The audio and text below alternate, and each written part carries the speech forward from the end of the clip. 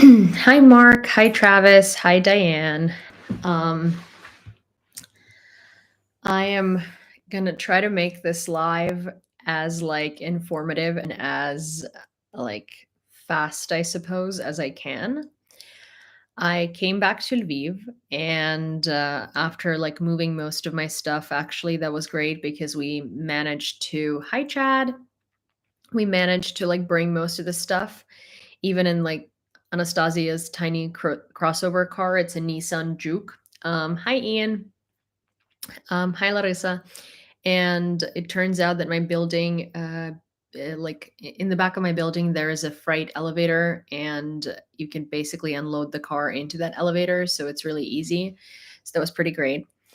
And we basically got all of the suitcases and all the heavy stuff in under 20 minutes. Hi, Ian. Hi, Carlos. Hi, John. Hi, Gabby. It's the neighbor's TV. Um, Hi, good to see you too. Hi, Brandy. And we traveled for 8 hours. Hi, Travis. We traveled for 8 hours, and I got back to Lviv. And so when I was leaving, there were people coming here to make the windows windproof because there was air leaking into the windows here in the Lviv apartment. And the owner of the apartment asked me if I didn't mind if the construction workers did that while I was living here. And I was like, no, that's okay. I'm actually going to be in Kyiv. So fast forward, I come back today and I walk into this apartment, and mind you, I came back at 10 p.m. or 11 p.m. So it's not like I can do anything about it. And I walk in here, and everything here is covered in sawdust and dust in general. And by everything I mean the kitchen floors were white, and my vacuum cleaner is not here anymore. I it smells like a construction site. There is sawdust everywhere. The construction workers took off the curtains from every room and just threw them on my fully made bed without removing any bed linens or anything, and without covering the bed. So thank you, Aaron. So the bed is literally covered in sawdust too, and in dust and whatnot. I don't have detergent here really anymore because I moved literally most of the stuff, and I'm just I'm not sure how I'm supposed to sleep here. I can't stay at either one of my parents' places because it's past curfew and I can't get there. My mom has been literally ignoring me this whole weekend. We're not going to get into it, but she's just mad at me for whatever reason. I have two dogs, so I can't go. Hi, Joe. Hi, Tara. I can't really go to my dad's or Anastasia's, which is my aunt, because she has a tiny dog, and it's just not a thing. So I'm gonna have to figure out how to sleep in this freaking sawdust covered bed.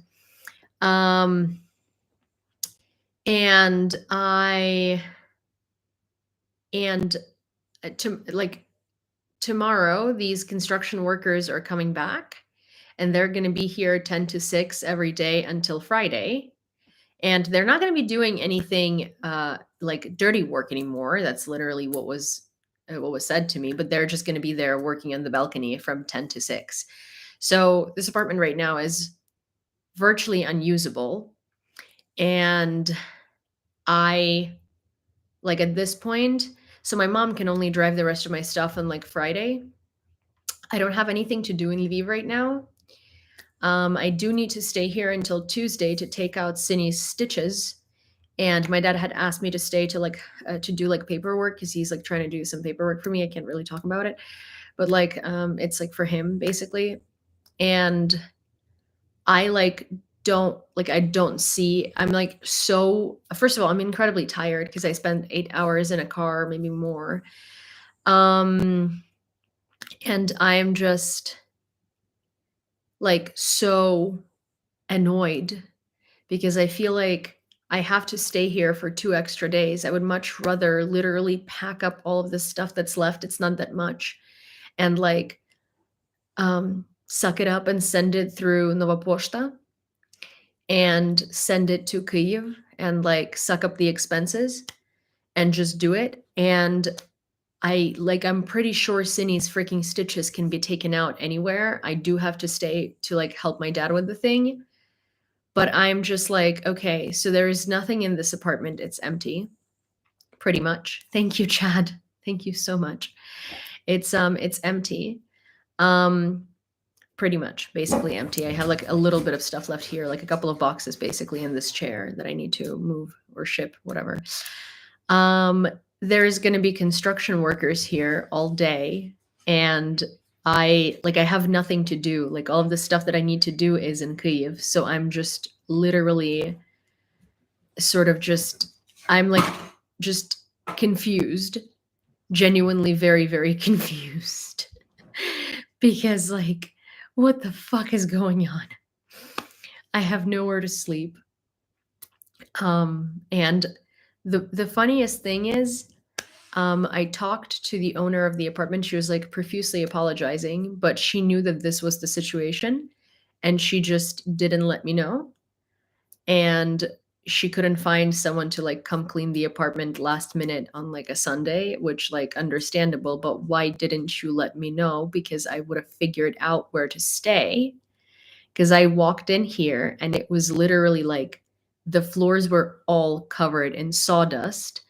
There was like protective film over the kitchen and over some of my stuff. Thank you, construction workers. And like I was just like and I told her I'd be coming back fairly late on Sunday, so she like knew that I would be coming back late, so obviously there's like nothing I can do about this, right? And I was like, this is phenomenal. This is so cool. Jeremy, money off rent. Yes, she did say I can pay her like slightly less, but the thing is like at this point, so because I'm kind of like staying half the month, I had to cover the month, right? Because it's like a me thing that I have to be in Kyiv by the 15th, not on the 1st. But I'm like, okay, so this apartment is unusable for a week. And anyways, I'm literally just like, I'm venting because there's nothing I can do about this situation. And I'm so angry and I'm so tired. And I'm just like delaying having to go to bed because my bed is covered in sawdust. And there is like, I have a washer. I don't have a dryer. I don't have detergent, so it's not like I can wash. Even if I washed it in water, it was still not dry. So I'm just sort of like, what the fuck?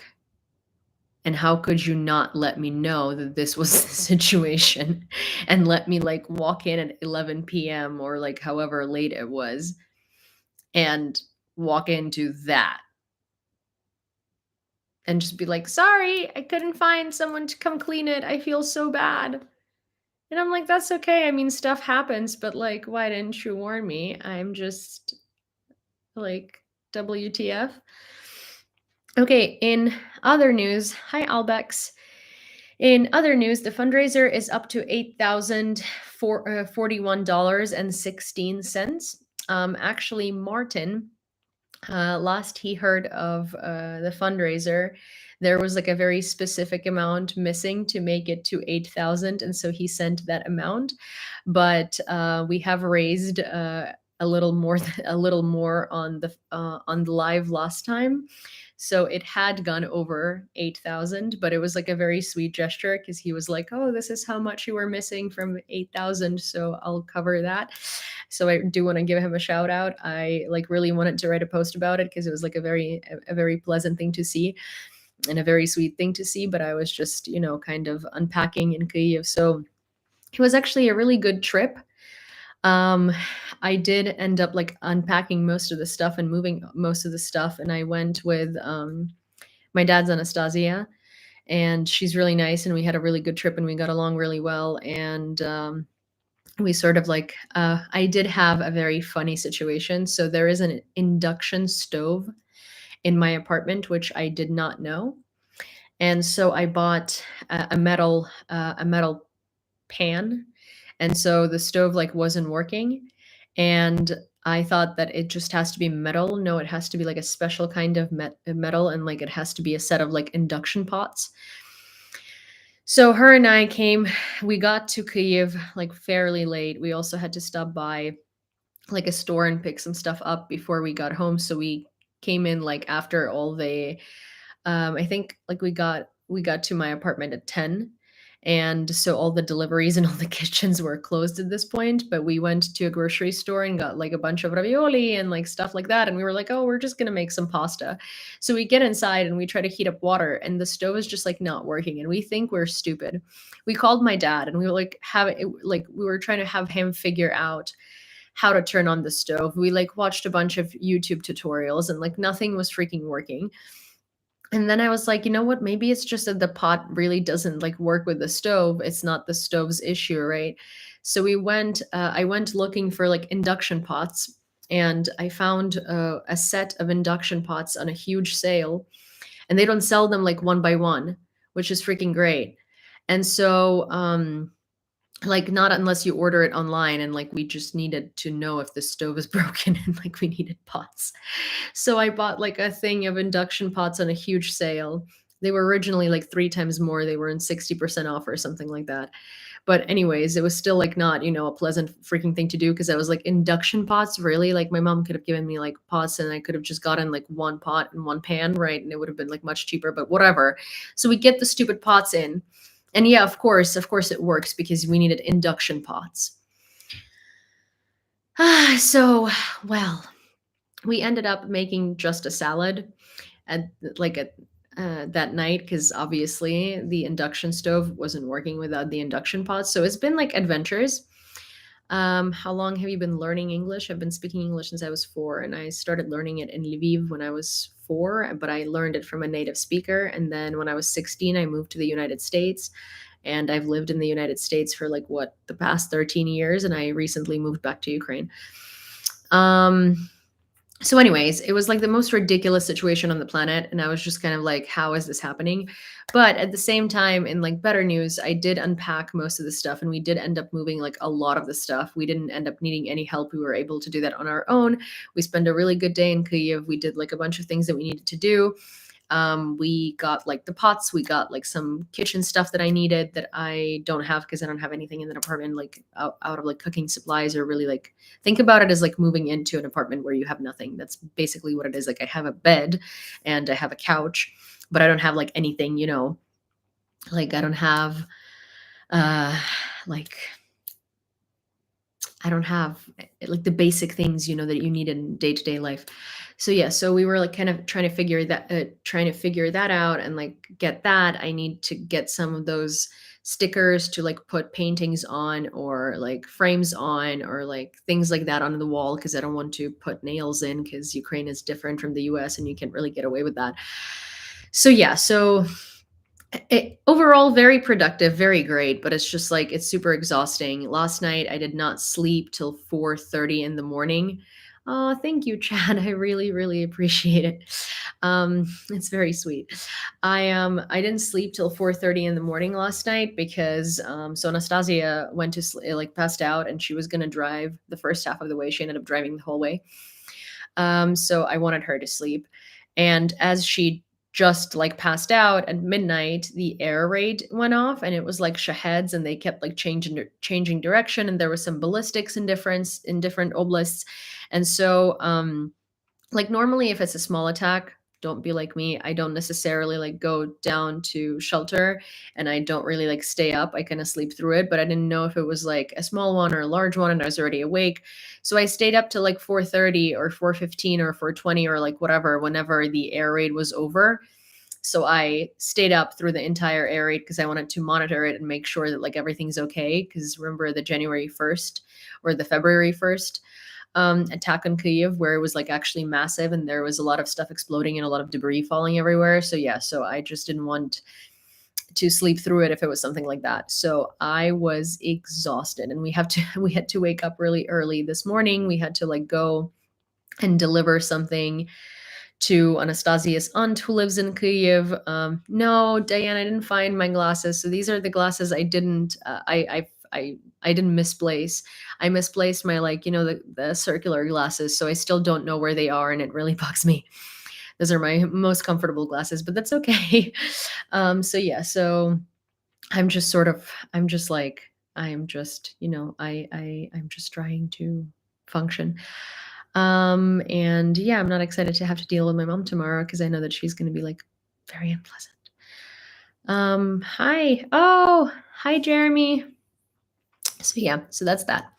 Anyways, the fundraiser is at $8,041.16. Thank you, Martin, and everybody who has donated. I'm pretty sure that I've thanked everybody who donated on the live last time, but there is also there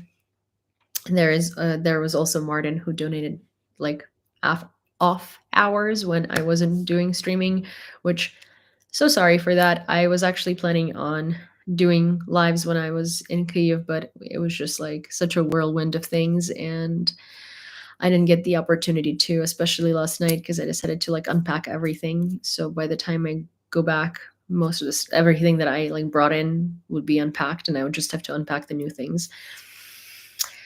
So yeah, do you have a vacuum yet? Yes, I do. I have a vacuum in. I just moved it to Kyiv already, so I do have one. I just don't have it here anymore. So which would be useful right now.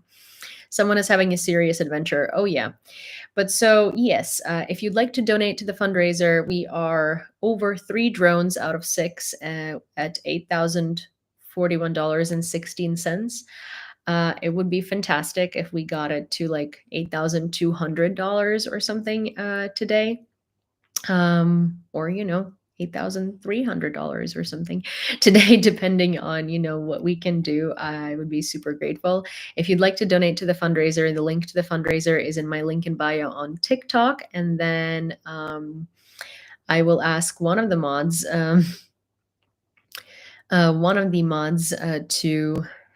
to send the link on YouTube, and I will pin it at the top of the page. Also, every donation counts. If it's $1, $2, $3, $4, $5, 20, 50, 100, no matter what it is, it counts. So don't think that $1 is not enough. If you think about it, it's 37 or 38 hryvnias, depending on the national bank exchange rate today. So yeah. Are you in Ukraine right now? Yes, I am. Also, I heard Zelensky named a new head of the Ukrainian army. Yes, it's General Syrsky. So I'm not going to say a lot about it. I have quite extensively, like on the previous live, which is on YouTube. But here's the thing. So I don't know how I feel about it because Syrsky has a reputation. So he specializes in offensives. So he specializes in like storms, right? And he's infantry. He specializes in infantry, and he kind of like a lot of people don't like him because they think that he doesn't value human life and he doesn't mind sacrificing a lot of human life. Now, I'm not a military person, so it's not my place to comment. What I will comment on is politics. There have been a lot of the stupid talk, mostly coming from Russian trolls, being like, Zelensky gave up Ukraine and he gave up the country. He took down Zaluzhny and put Syrsky in charge. Syrsky was born in Russia and he graduated the military college in Moscow. Yeah, but then he also graduated with 2 degrees from 2 separate Ukrainian military universities. And it's just like, it's not necessarily fair to say that he's like a Russian-made person or something like that. And also people kind of like discount the fact that so people are acting like a lot of trolls actually are rallying people up to act like it's the end of the world because Syrsky is just gonna like take down Ukraine and like whatnot, and that Zelensky did that to negotiate with Russia or something, and we're like all screwed and stuff. But Syrsky has always been the second top general in Ukraine under Zaluzhny. They're both friends. They have been They have been planning all of the operations together. They have been conducting all of the operations together. And like, what do you mean? So while he was second top general in Ukraine, we weren't screwed. And like, Zelensky didn't give up the country, but now that he's the first top general and Zaluzhny is still in the team, now somehow it's giving up the country. It's just like these Russian disinformation campaigns are aimed to like disrupt the society. It's like we're not going to know if he's a good general, right? And we're not going to know what he's going to do and how he's going to behave and whether he's going to be effective or not until we see if he is. Changing military leadership is always necessary, and it's not a bad idea. And the thing is, like, Zaluzhny did a fantastic job, and no one's discounting that. He didn't get fired because he wasn't doing a bad job. It's because warfare changes from year to year, and Zaluzhny is good. Zaluzhny was good for what he was good for. And I think both him and Zelensky, like, I don't think Zaluzhny is like upset about this situation. I don't think he's like upset that he's not top general anymore. I think that he has done everything that he could have done for this country military wise. And I think that it's time to change up strategy and to put someone else in charge. And it's not like he's bad or he's like inadequate or something like that. It's just that you need to refresh things, and you need to refresh strategies, and you need to put someone else in charge to, sometimes even if they're working together and they've had like the same strategies and stuff, sometimes it's just good to put someone in the first seat who thinks differently. Like Syrsky is infantry, Zaluzhny wasn't in infantry, so it's that. What's the rumor that he might try to be the next president? No, he's not trying to be the next president. He doesn't actually, he said multiple times that he's a military person, he's not a politics person, and he's not trying to go into politics by any means. It's the people who idealize Zaluzhny that are trying to put him in politics. Because here's the thing, Zaluzhny is a very charismatic person. He's very communicative to people. He values human life. So people love him, and the military loves him, right? And so he has been like idealized by the public. But the thing is, like, there's no one ideal, and no one should be idealized, because that causes problems and that causes dictatorships. And so if someone is getting idealized on top of the fact that, things need to change and military leadership needs to change, it's also not good. It is genuinely not good, because that causes problems and that causes issues, and that's like, that needs to be removed. So that's kind of the thing. And I think that it was time. And I think that, I'm not sure that Syrsky was the right choice, right? And I'm not sure that we have a different choice, but that's not because I'm not sure. It's because we're going to know when we see it, right? And if not, then I don't. So here's the thing. I don't know if the appointment of Syrsky was a good choice or not. But I think that changing Zaluzhny for someone else is a good choice. And again, not because Zaluzhny is inadequate or bad or anything like that. It's because, like, warfare changed, and it's been 3 years of warfare under the same person. And it's totally okay and necessary to change general's perspective and strategy. And sometimes to change strategy, you need to change the general to bring in a refreshment, right? So there is that. Also, we just got a sum total of $50 in 3 different donations. So thank you guys very much. I'm so sorry I didn't see who did that, because I was talking and I was like trying my best to keep your names in my head and also talking. So we're now $50 up in donations. Thank you, Chad. And it's $8,091.16. And someone also said, sorry, it's just $10, but that's all I have. And it's like, no, why are you sorry? Thank you. Like, there is no reason. That's the thing. I always find it so interesting when people apologize for like the amount that they donate. And it's like, there is nothing to apologize for. You're doing something really nice and you're helping. It's just, there is I don't think you need to be apologizing. In fact, we're all very grateful for your contribution, and I think it's a thank you, not an I'm sorry from you. So thank you very much. Yeah, so I just wanted to say that, because I know that, I don't know. I just think it's like, no matter how much you donate, it's important. And I just want to say thank you to everybody for every one of their donations. Yes, every dollar counts. Hi, Kat. Yes, I did see bits and pieces of the Tucker Carlson interview. Um I did not watch the whole thing, and the reason why I didn't watch the whole thing is because I've seen enough bits and pieces and I've talked to enough people about it. I don't want to give it 2 hours of my life right now because, as I've said, I've been moving and doing all of this stuff, and I've been stressed enough, and sort of like the problem with that, not the problem, but uh the thing about that interview is that Putin didn't say anything new. He literally, everything that he said so far in all of his like speeches and addresses in the last 2 years had just been put together in one massive stretched out monologue, for the most part, for 2.5 hours. He's talked about fake history. Oh, wait. 84. Oh my gosh. Okay. So there is someone who donated 84 cents, and that's cool too, because now we are at an even number and we are at $8,092. That evened it out from 91 point blah blah to $8,092. So thank you. So yeah, it's not, he didn't say anything new. He didn't say anything reasonable. He didn't say anything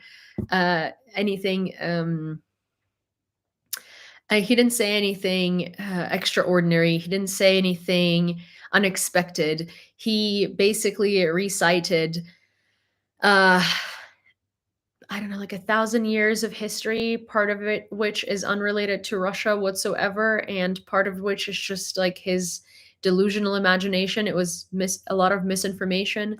Um, he still went with the rhetoric of denazifying Ukraine. Like, honestly, that interview wasn't anything new. And it's so funny to me and so confusing when people on the far right side are like, oh my God, Putin is so, it was such a forward interview and it was so like unique and it was such a different perspective. It's like, why, how is it a different perspective and how was it unique? The man was saying exactly that same thing. And a lot of, hi Owen, and a lot of people were saying it's because no one had heard from him and it's important to be able to listen to him and get like his explanation. He doesn't hide his delusional explanations. You can listen to his explanations by just going on YouTube and looking up his speeches. He says the exact same thing in those speeches as he did in the interview. Like, I'm not exaggerating when I'm saying if you put all of these speeches from February 24th, 2022 to now together, it's probably going to be about the same amount of time and it's going to be the same monologue, because he did not say anything new and he was not asked any like provocative questions. He was not asked any questions that could have contributed further to him incriminating himself. He wasn't asked any tough questions to answer. He was asked all of the same questions that have been basically all of the questions that would give his version of history and Russian propaganda way. So all of these questions were fitting within the realm of suitable Russian propaganda that would be the answer to them. So yeah, that's kind of that. People saying, oh my gosh, but Tucker Carlson didn't get arrested and he interviewed Putin. Like, Tucker Carlson is an incredibly pro-Putinist, pro-Russian mouthpiece who's been spreading disinformation and all of the Russian propaganda to his English-speaking audiences. Of course, he didn't get arrested for interviewing Putin. What do you mean? Like, he was not there to get arrested or judged or screened or anything like that. He's a Russian mouthpiece. Why would anything happen to him? Of course, they're happy to see him there. He spreads their narrative and he says exactly what the Kremlin wants him to say, and he sits there and looks at Putin with these puppy eyes like, yeah, duh. So that's kind of funny. Also, there was a question about whether Tucker Carlson was put on a Ukraine kill list. There is no Ukraine kill list. Like, it's not a government kill list. It's not like an official thing. There is like an internet troll kill list made by like people, anonymous people who are not like, and it's not like an actual kill list. It's just like the people how do I explain it to you? There's Nazi Merc, which is this Telegram channel made by Russians where they dox, literally dox foreign fighters in Ukraine, link their families, their phone numbers, all of their social media, and they kind of like put them on there and then they celebrate their deaths and stuff like that. That's a kill list. It's a kill list. And they also cooperate with various Russian agencies and give them that information. And, there are bounties on these people's heads and stuff like that. And that's a fucking kill list. But and that one is partially run by the Russian government, like as in the people who created it are not nearly as important, but like they cooperate with them. The like Ukraine's kill list is like some random website created by anonymous like hackers, people, internet sleuths that just puts all of the propagandists and people that have been like murdering and kidnapping children and committing international war crimes on it. Okay. And it's not like a government kill list. It's not official. And it's really like the most that it mostly takes the people that are legitimately internationally sought after as either terrorists or war criminals internationally. And again, they're known to be war criminals and they're public figures.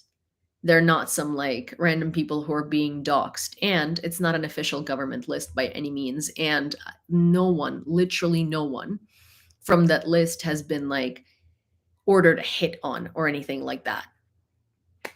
So yeah, so it's just like it's a shit list, not a kill list.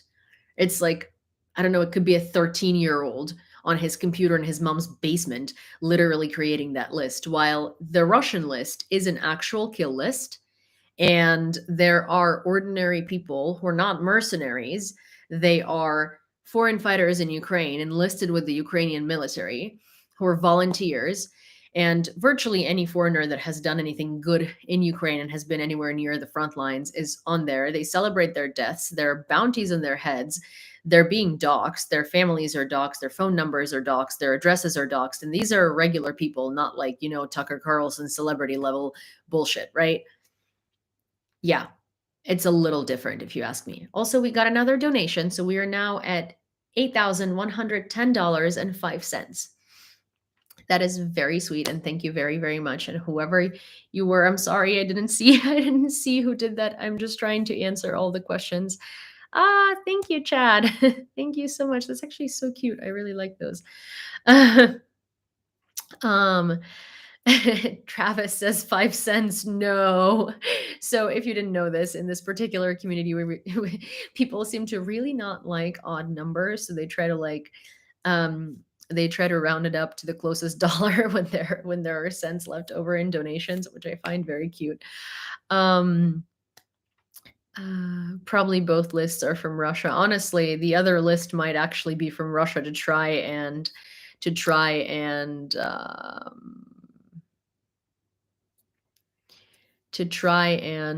oh my gosh, frame Ukraine. There we have it. Fantastic. So yeah, that's kind of the thing. Do we have anything else that did I miss? Hi, Truthful. Hi, Dave. Did I miss any other questions? I feel like I might have. There was an attack. Nice to see you too. There was an attack on Kharkiv, and it was horrific. Let me find you. Okay. I do want to try and get over the news and get through the news, and I will talk a little about the attack on Kharkiv that happened, but I guess I will, I'll start from something else that's way more important, which is kind of very timely. Thank you, Truthful. Привет, Kharkiv.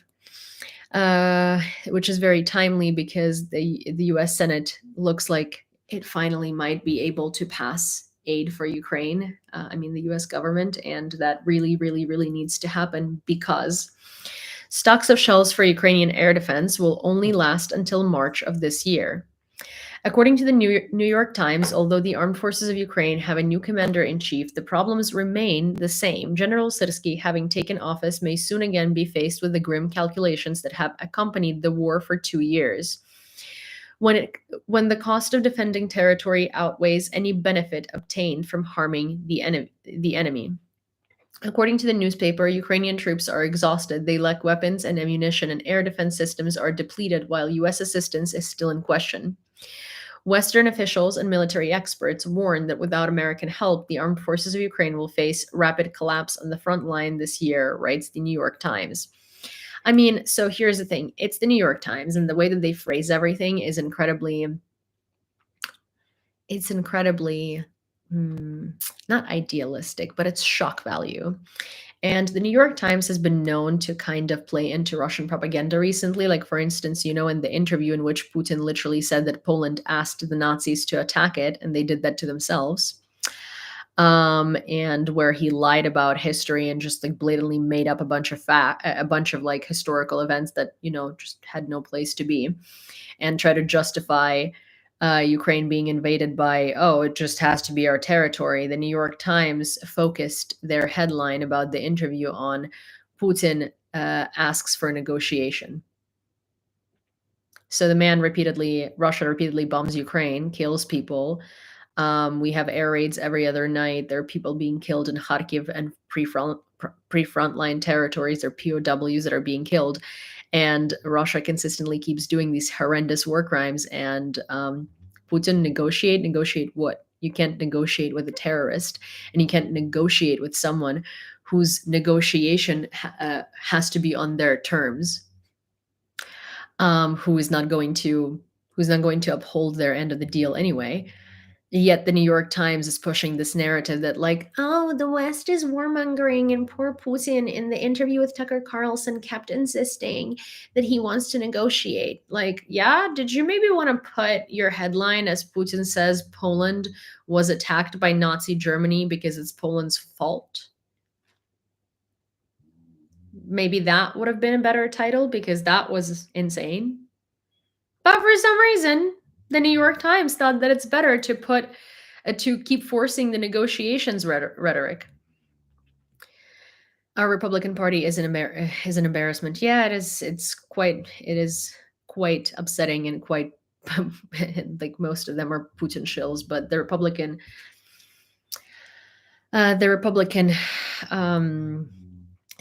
government these days is just literally fascist, pro-Russian, far right, like shills that don't want anything good for America by any. Yeah, traitors, treasoners. Привіт, Харків. Дуже приємно. The Duchy of Lithuania imported bananas in 1185, so that's why Ukraine needs to be part of Russia. Putin probably. Yeah, that's quite literally. I've seen so many memes from accounts that literally don't even talk about Ukraine, that we're making fun of Putin and Tucker Carlson's interview, because it was basically like this: hey, why did you invade Ukraine? 4,000 years ago, when mammoths were a thing, he didn't answer the question. He was just trying to justify how Ukraine is Russia by going back like so many centuries in history, and not even in history, in like his made up version of history. So it was just ridiculous.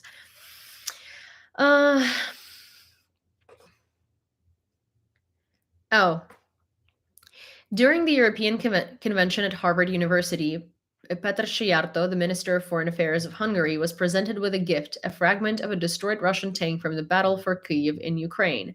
Oleksiy Prokopenko, head of the humanitarian fund HUCUS at Harvard, presented the war artifact to the official.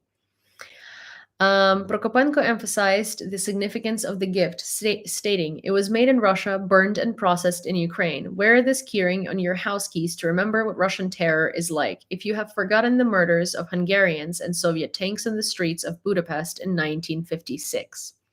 He continued by cautioning against fostering close ties with Russia, warning being friends with Russia is like betraying your children, because today they're smiling at you and tomorrow they will shoot your families.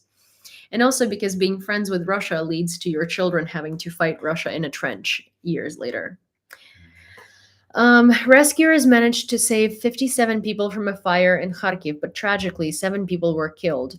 The rescue operation is ongoing as firefighters work tirelessly to extinguish the flames at the oil depot, which caught fire on the evening of February 9th. According to preliminary investigation by the police, the Russians targeted the enterprise with 3 Shahed drones. Our thoughts and prayers go to Kharkiv today, and this is what that looked like.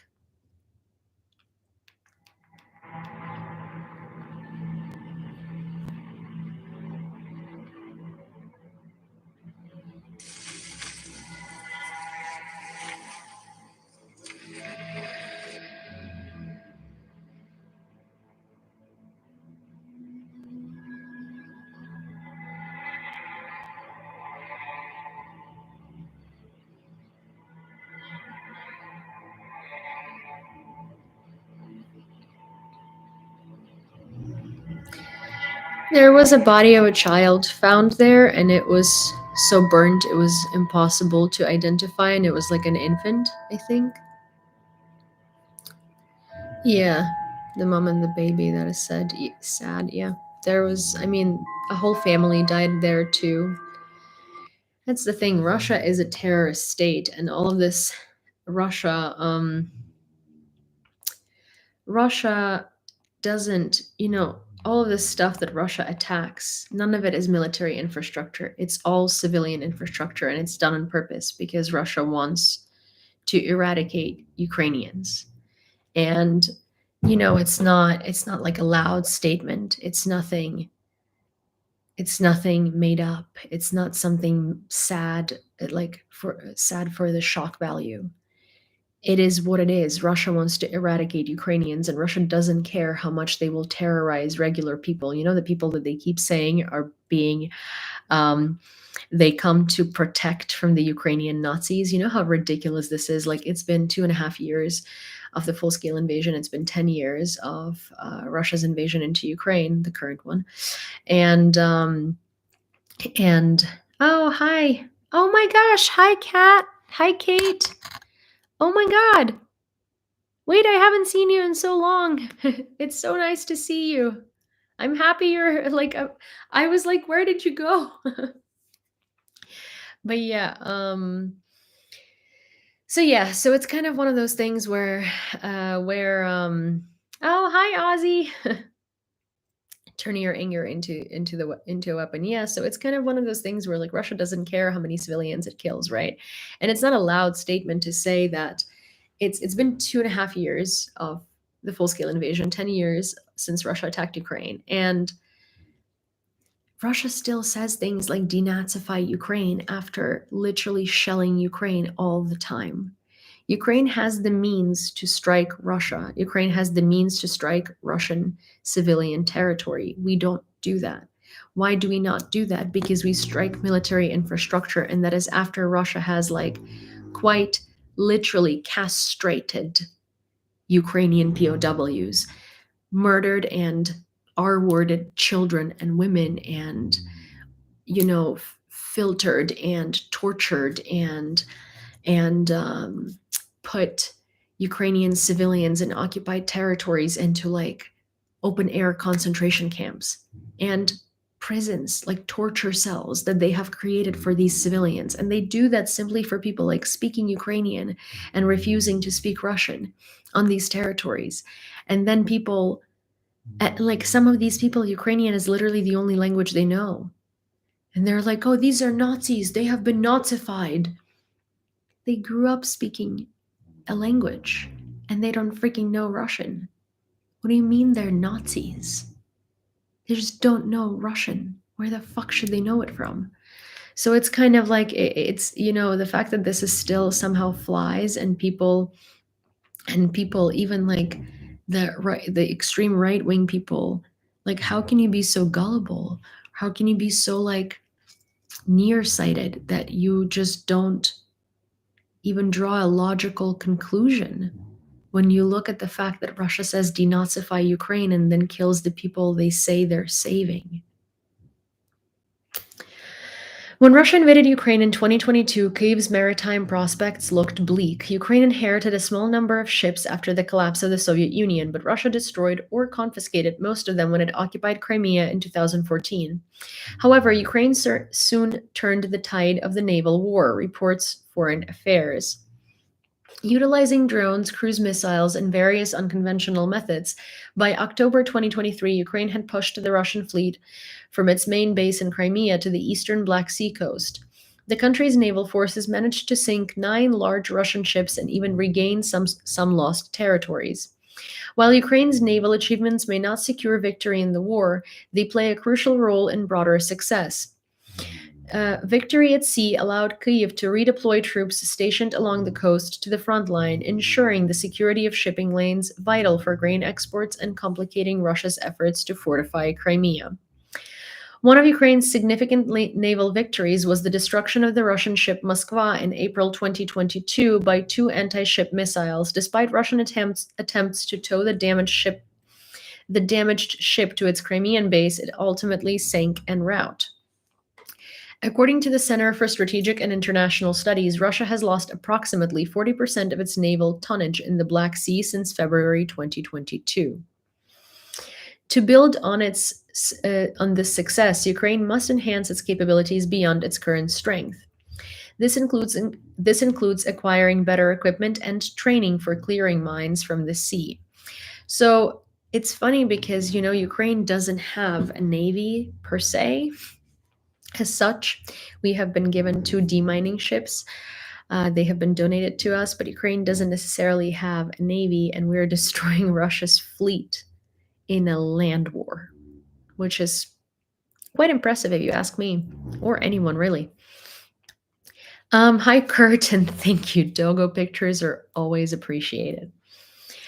Also, just a quick update. So $8,110.05 is what we're at for the fundraiser. Sorry, I just scratched myself. If you would like to donate to buy DJI Mavic 3 Pro drones, 6 of them for 3rd Separate Assault Brigade, you can do so by going to my link in bio and donating. Literally any amount helps. There was an 84-cent donation, and you know what? It was swell and fantastic. Thank you, Chad. Thank you so much. It's a fantastic donation, and it was very cool.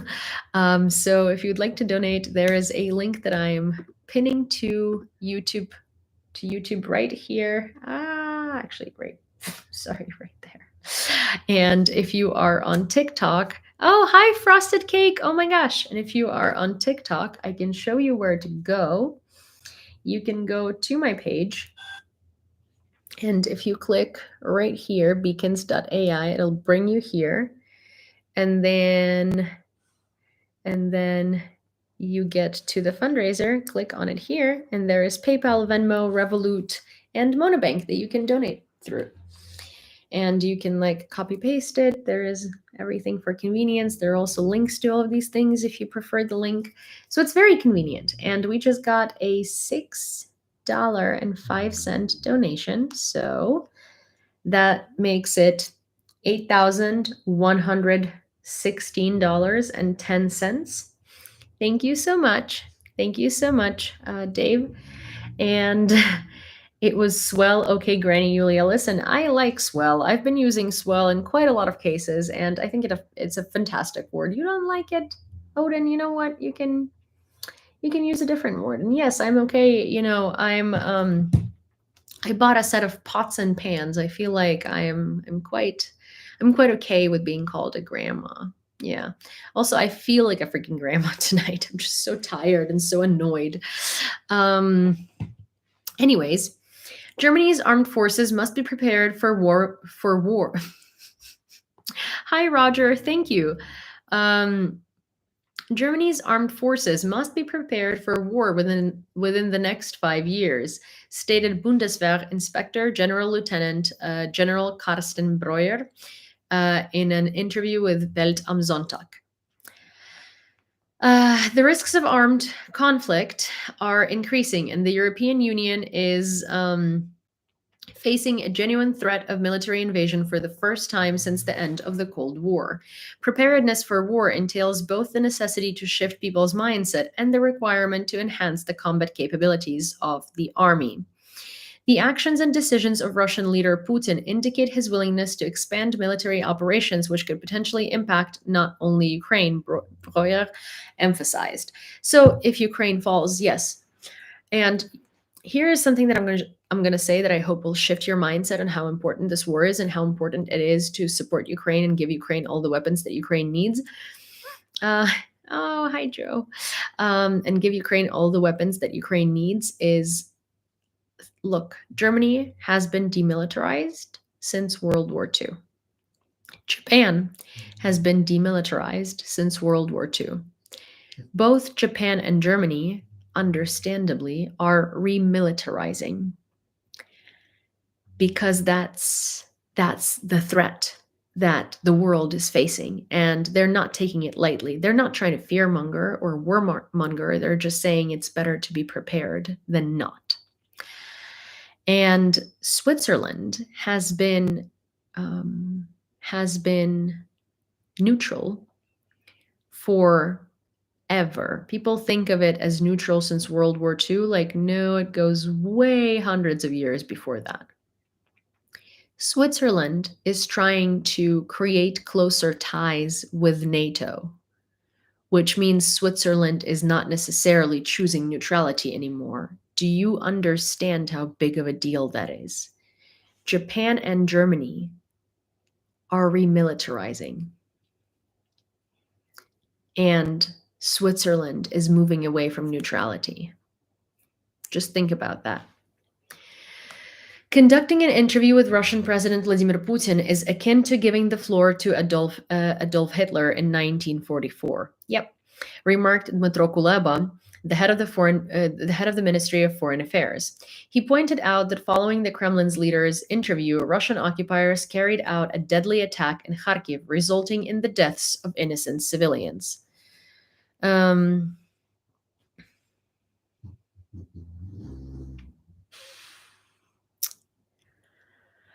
By allowing Putin to spread his insane genocidal propaganda, we risk further atrocities. The Russians burnt alive a paralyzed man and his wife, as well as an entire family of 5 young parents, their 4 children, aged 7 and below, and a newborn, Kuleba said. Switzerland is still neutral, and Swiss airspace is still closed for NATO flights with aid for Ukraine.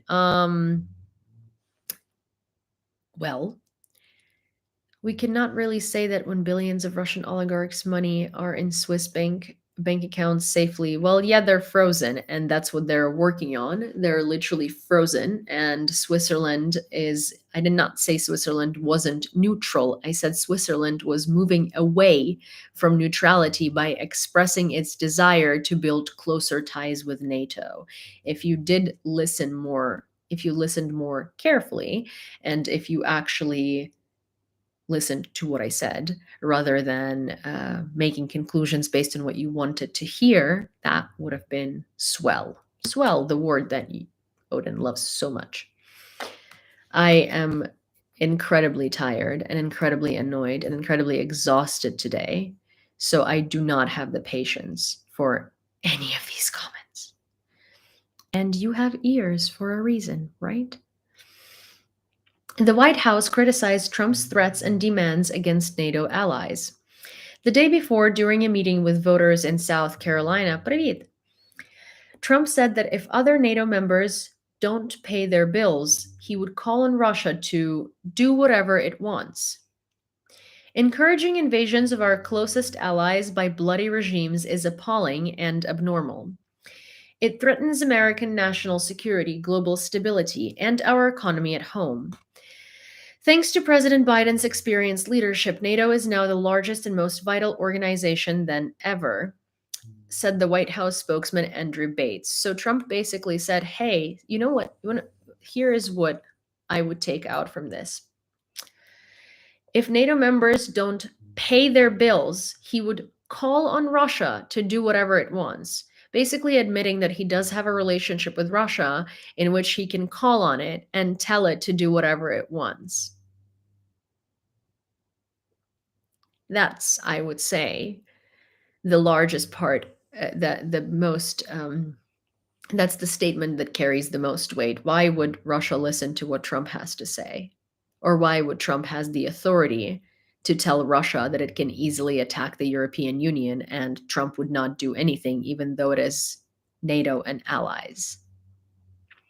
That's all you need to know about Trump and his relationship with Russia. Your parents live in Ukraine. My parents have always lived in Ukraine. Yes, I'm also currently in Ukraine. I recently came back to live in Ukraine. Well, not necessarily full time, but most of the time. Main intelligence directorate has confirmed that the Russians have Starlink terminals. Intelligence reports that the radio interception of the invaders' conversation shows that Starlink terminals were installed to establish access to the internet. For example, in units operating in the Donetsk in the Donetsk region near Klishchiivka and Andriivka. The main intelligence directorate emphasized that the scale of use of Starlink terminals by the Russians in the war is growing and is beginning to acquire a systematic nature. So, so this was there was a picture of a Starlink terminal destroyed at a Russian position, and then Elon Musk came out and said that Starlink doesn't work with Russia and Starlinks are not being shipped to Russia. Yeah, but then here's the thing: Starlink does work in Ukraine, and these Starlinks are on the occupied territory of Ukraine, and what he would have to do and what he has to do is he has to disable um, the terminals based on their serial numbers and lock them. That's what he has to do because otherwise he's aiding and abetting Russia, and he knows he's doing that. It's just in the wording, Starlink has never been sent to Russia and doesn't work in Russia. Occupied territory of Ukraine. Be careful. Did Russia operate near Lviv? I don't know. Why? Do you want to talk about it? Is it a threat? Japan will allocate 15.8 billion yen for the post-war reconstruction of Ukraine, reports Kyoto News. That's amazing. Thank you, Japan. Japan has also been wonderful in helping Ukraine. The situation on the front is very difficult, stated NSDC Secretary Danilov in an interview with the Portuguese publication Lusa. He emphasized that the situation will only worsen if the West does not substantially increase the supply of weapons and ammunition, and any delay will undoubtedly work against Ukraine's interests. Ukrainian troops require weapons, and more weapons, Danilov emphasized. Yeah, and not giving Ukraine those weapons is literally going to make Ukraine collapse. And here's the thing. I love how propagandists try to convince everybody that giving Ukraine weapons is going to lead to World War III. No, not giving Ukraine weapons and letting Ukrainian defense collapse is what's going to lead to World War III. Hi, Taz. Today, a procedural vote on the aid package for Ukraine and Israel occurred in the U.S. Senate. The vote resulted in 67 votes in favor of ending the debate on the topic and expending the consideration of amendments. In the next days, a review of the amendments will take place, and a final vote is scheduled for the middle of the upcoming week, which will determine the final decision of the U.S. Senate on the matter. The Secretary General of NATO reacted harshly to Trump's words about the intimidation of allies. The Secretary General noted that NATO is both ready and able to defend all allies in the event of aggression, and any attack on a NATO country will receive a united and powerful response. Any suggestion that allies will not protect each other undermines all of our security, including that of the United States, and increases the risks to American and European militaries. I expect that regardless of who wins the presidential election, the US will remain a strong and loyal NATO ally, Stoltenberg said. No, Trump is literally going to put America's security under risk. actually flush it down the toilet, because Trump is not there for America. Trump is there for money to get away with his criminal activity because of the presidential immunity, and he's there to kiss Putin's asshole because he just wants money. And Russia helped put him in power and helped him make money. That's what it is. He's not president because he cares about doing anything in the US. He wasn't president for that reason. He was president because he wanted his ego. He wanted an ego boost and money and immunity to do whatever the fuck he wanted to do. That's all I have for you for today. I'm sure that you hear that I keep stumbling in words because I just really need to sleep, and I might literally need to like sleep in this chair because I might not be able to sleep in the bed because it's covered in fucking dust. And I really, really, really, really, really, really, really need to like figure out how to just move to Kyiv and like, you know,